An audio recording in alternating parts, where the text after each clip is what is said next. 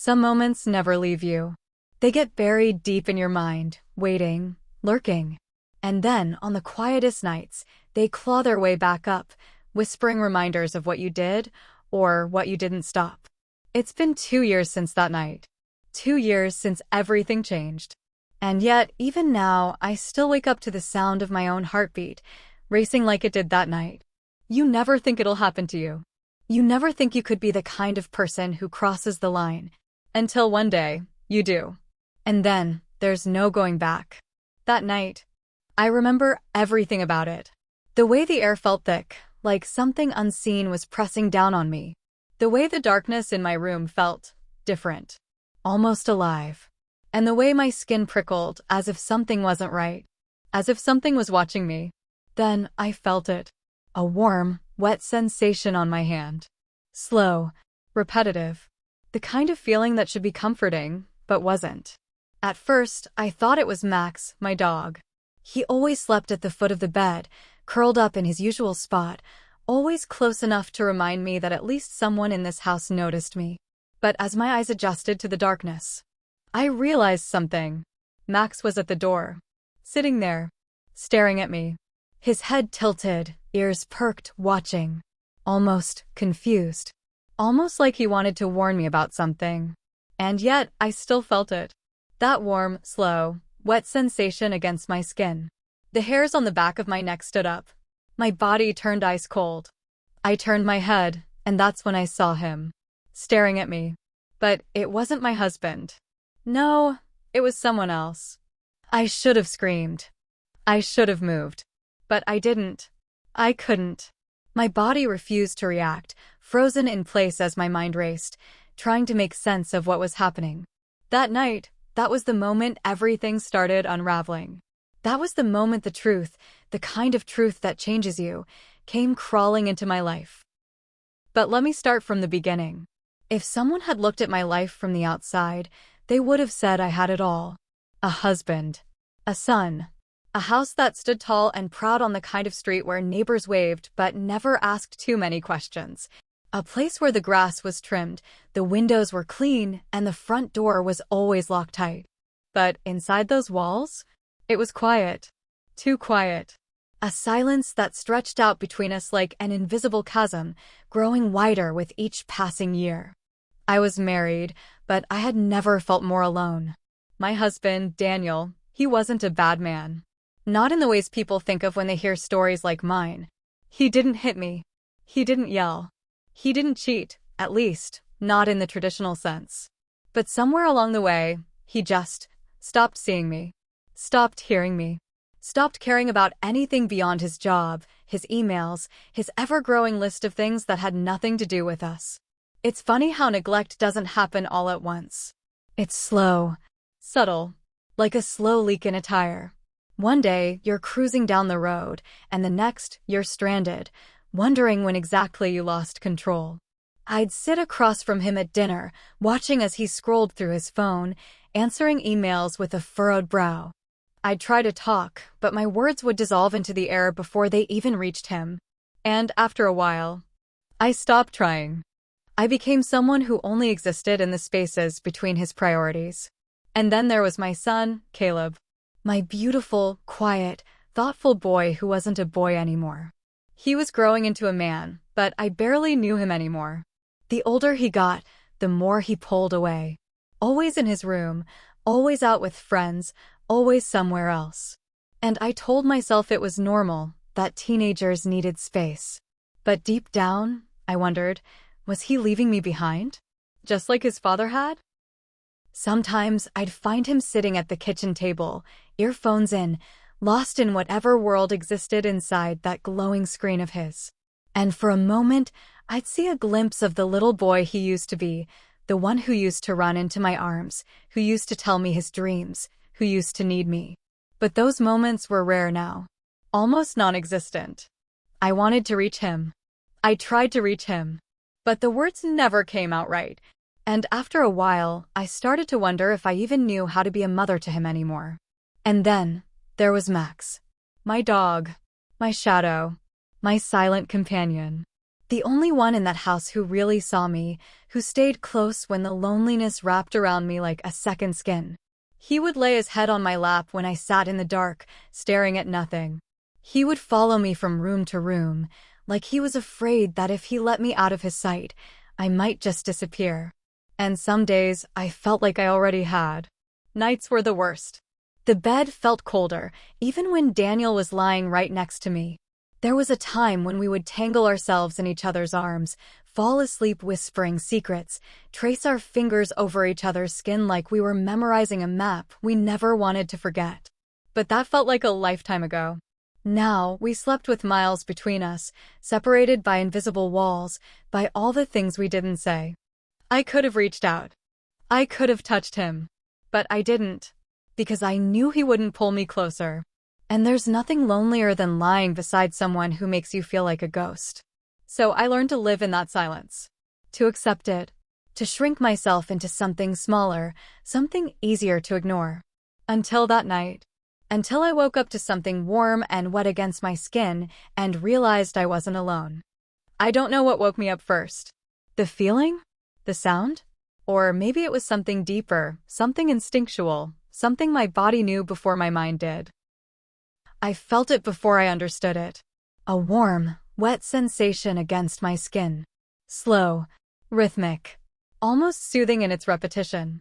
My brain fought to wake up, still trapped somewhere between sleep and consciousness. It wasn't alarming at first. It was familiar, safe. Max. It had to be Max. He always curled up near my feet, always pressed against me like he could sense the loneliness I never spoke about. Sometimes, in the middle of the night, he'd nuzzle my hand, looking for reassurance. And I'd let him. Because, in that house, he was the only thing that reminded me I was still real. I reached out, my fingers searching for the soft fur I knew so well. But I didn't feel fur. I felt skin. My heart stuttered. My breath caught in my throat. Every part of me froze, like my body knew something my brain hadn't caught up to yet. I forced my eyes open, adjusting to the darkness. And that's when I saw it. Someone was there. Someone was kneeling beside my bed, close enough that I could feel the warmth of their presence in the cold, still air. Close enough that when I turned my head, I locked eyes with them. For a split second, I thought it was Daniel, my husband. But something in me knew better. Daniel never looked at me like that anymore. It wasn't my husband. It was Caleb, my son. My son was staring at me. He didn't speak. He didn't move. He just looked at me. His expression unreadable, his breathing steady, calm. Too calm. I wanted to say something, to ask what he was doing, to demand why he was kneeling beside my bed in the middle of the night, why his hand, his mouth, had been on my skin. But the words got trapped in my throat, stuck somewhere between fear and confusion. And then, he stood up. Just like that. Slow, deliberate, without breaking eye contact. And he walked out of my room. I lay there, staring at the ceiling, my heart slamming against my ribs. I could hear the blood rushing in my ears, feel the sweat dampening my skin. I wanted to move, to chase after him, to confront him, to tell myself I wasn't imagining what had just happened. But I didn't. I couldn't. Because something in his eyes, something about the way he looked at me, had sent a chill down my spine. And for the first time in my life, I was afraid of my own son. I told myself it was nothing. That I was half asleep. That I imagined it. But things started changing after that night. Caleb was different. At first, it was subtle. He started watching me more. Not in a normal, casual way, but in a way that felt intentional. Like he was waiting for something. Like he was studying me. I'd feel it when I was making coffee in the kitchen. When I was folding laundry. When I was sitting on the couch, lost in thought. That quiet presence, those eyes lingering a little too long before looking away. And then, there were the touches. Small things, things that would seem innocent to anyone else. A brush of his fingers against mine when he handed me something. A lingering hand on my shoulder when he passed behind me. The way he sat just a little too close on the couch, legs pressed against mine. And every time, my stomach twisted with something I couldn't name. Something I didn't want to name. Daniel? He didn't notice a thing. He barely noticed me anymore. If anything, he had become even more distant, buried in his work, his phone, his endless meetings that kept him away from home more and more. He didn't ask me how I was doing. He didn't see the way my hands shook when I poured my coffee. He didn't feel the shift in the house, the way the air had changed. And maybe that's why I didn't say anything. Maybe that's why I let it keep happening. I should have put distance between us. I should have said something, set a boundary, made it clear. But there was a part of me, a dark, quiet part of me, that didn't want to. Because for the first time in a long, long time, someone was looking at me. Really looking at me. And I didn't realize how much I had missed being seen. Narration, soft, contemplative, laced with unease. At first, I told myself it was nothing. Just my imagination playing tricks on me. Just a fluke, a moment caught in the in-between of sleep and waking. But the feeling didn't go away. It stayed with me, creeping in during the quietest moments, wrapping itself around my thoughts like a slow-growing vine.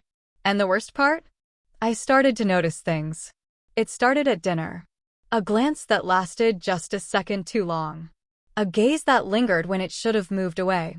I'd feel it before I'd see it, the weight of his eyes on me. I'd look up, and there he'd be. Caleb. Watching. Studying. But not in the way a son looks at his mother. Not with the passive disinterest of a teenager forced to endure family meals. No, this was different. It was the way a man looks at a woman. The kind of look that makes your stomach tighten, your breath catch for half a second before you remind yourself, no. It's just your mind playing tricks on you. It has to be.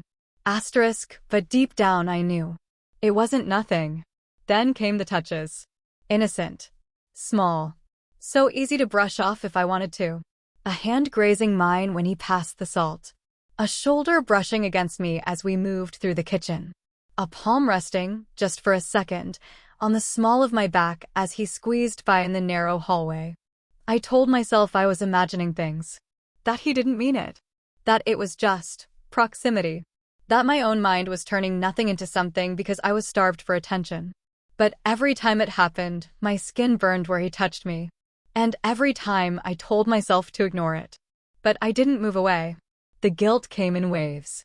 Every night as I lay beside my husband, his back to me, his breathing steady, peaceful, completely unaware, I felt like I was suffocating under the weight of something I couldn't name. Nothing had happened. Not really.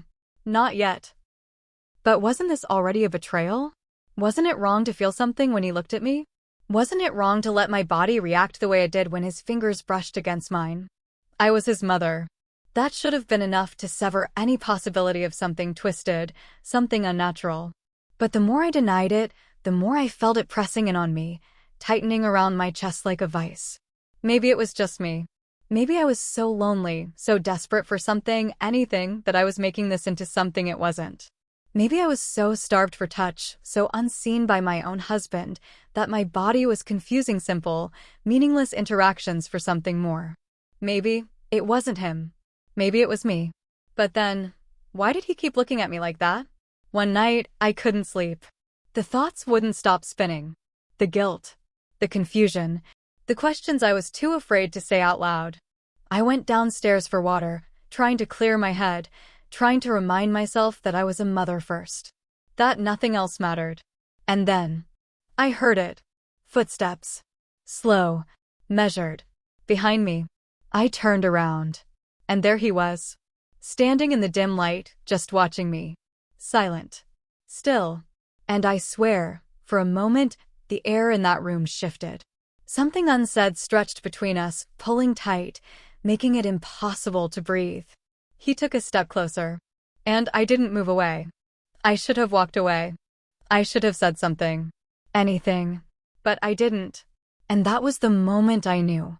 This wasn't just in my head. It started with the rain. A storm rolled in late that evening, thick clouds swallowing the last bit of daylight, turning the sky into an endless stretch of gray.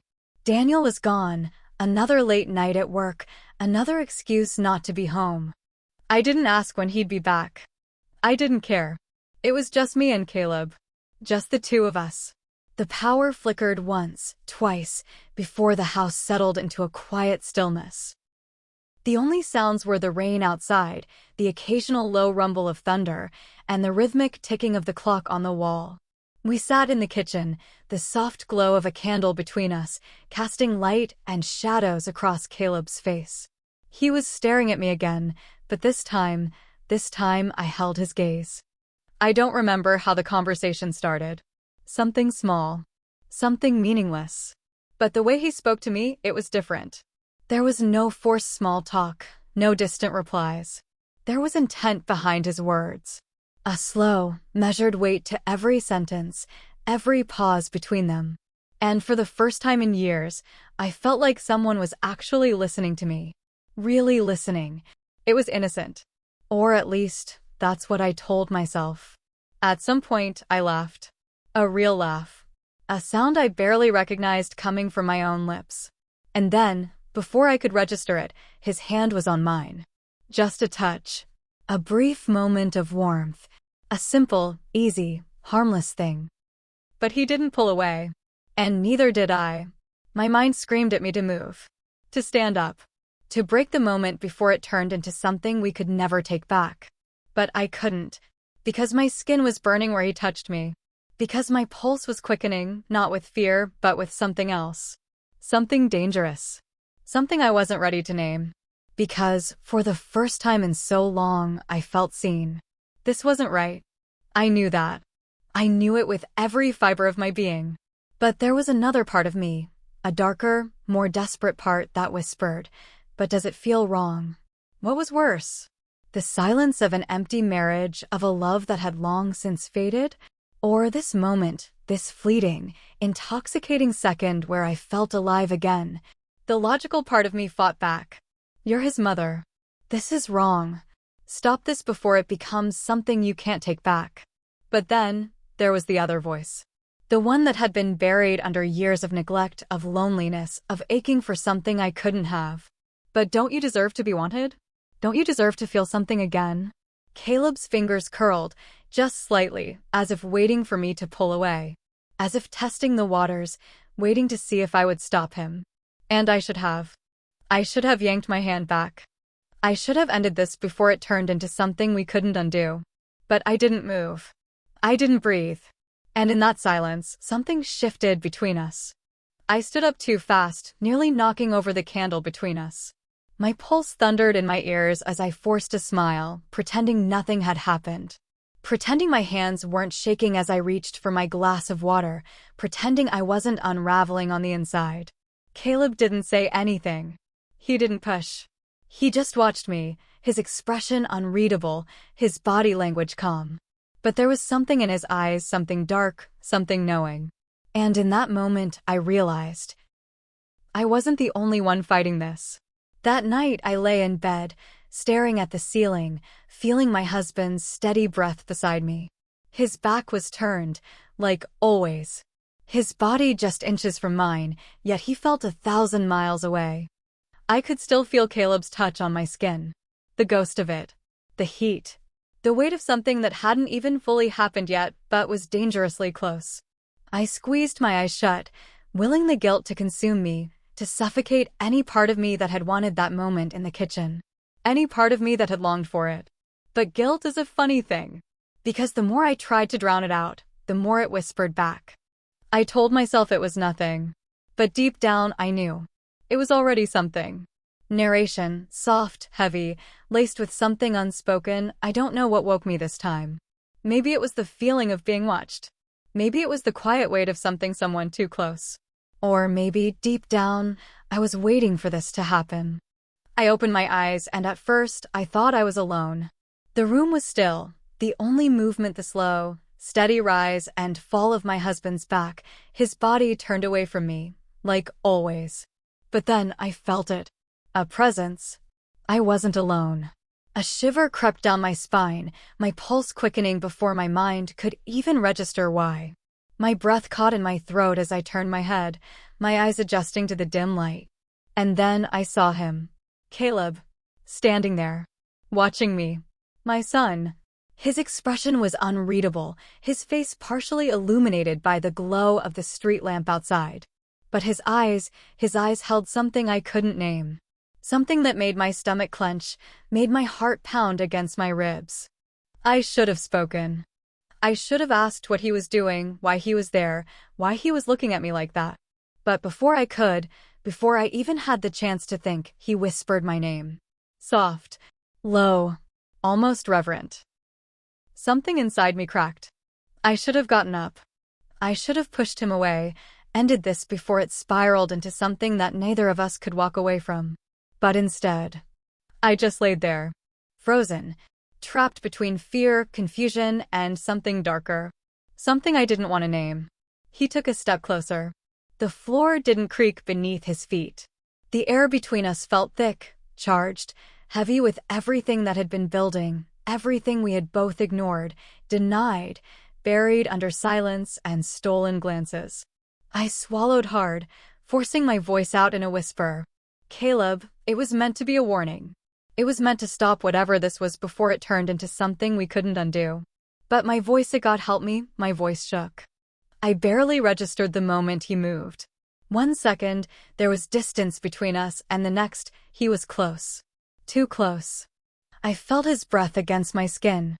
Warm, slow, intentional. I gasped, my entire body tensing, every nerve screaming at me to stop this, to wake up, to do something. But I didn't move. Not when his hand brushed against mine. Not when the silence between us stretched so thin it felt like it might snap. And not when I felt it, the press of his lips, just barely, against my wrist. So soft, so fleeting, a whisper of a touch, but it shattered something inside me. Reality slammed into me like a wave, knocking the air from my lungs. This was wrong. So wrong. I yanked my hand back like I had been burned, my heart hammering against my ribs. I sat up fast, my breath coming in short, uneven gasps, my mind screaming, "What are you doing? What is he doing? What have you done?"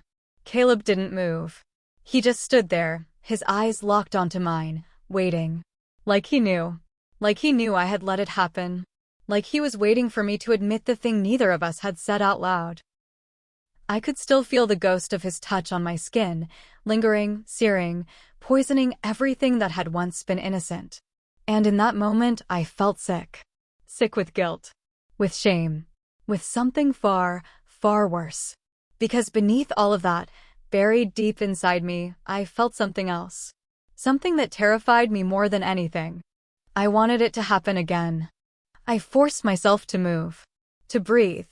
To fix this before it was too late. Go back to your room, Caleb. My voice came out hoarse, barely more than a whisper. I wanted it to be firm. I needed it to be. But it wasn't. We both knew it wasn't. He didn't speak. Didn't argue. He just watched me. And then, finally, after what felt like an eternity, he turned and left. The door closed softly behind him, and I was alone again. Alone with my thoughts. Alone with my shame. Alone with the terrifying realization that everything had just changed. And there was no turning back now. I thought I could pretend. I thought if I didn't acknowledge it, if I buried it deep enough, it would disappear. That it would fade into the background, blending in with all the other regrets I had learned to live with. But some things don't fade. Some things, they linger. They change everything, even when you try to convince yourself they haven't. And the moment I woke up the next morning, I knew. Everything was different. I could feel it before I even looked at him.